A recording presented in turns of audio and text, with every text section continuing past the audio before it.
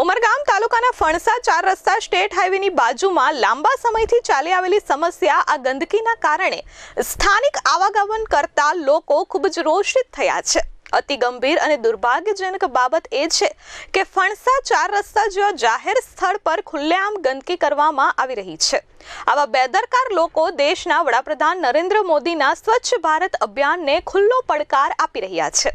જાહેર માર્ગો અને રસ્તાઓ પર ગંદકી ફેલાવનારા લોકો માત્ર કાયદાનો ભંગ નથી કરતા, પરંતુ સમાજના આરોગ્ય અને પર્યાવરણ સાથે પણ સીધા ચેડા કરે છે। જો જવાબદાર વિભાગો અને અધિકારીઓમાં થોડીક પણ જવાબદારી અને સંવેદનશીલતા હોય તો તેઓએ જાતે સ્થળ પર જઈ સ્થિતિનું નિરીક્ષણ કરી ગંદકી કરનારાઓ સામે દંડાત્મક કાર્યવાહી કરવી જોઈએ।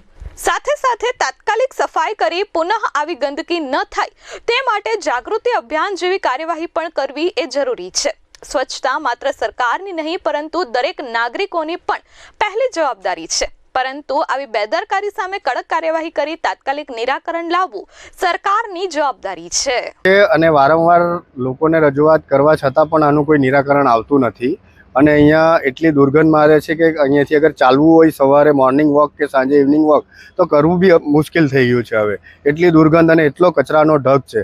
જ્યારે મોદી સાહેબ દેશની સ્વચ્છતા માટે કહે છે ત્યારે અહીંયા ગંદકીનું સામ્રાજ્ય ઊભું થઈ રહ્યું છે।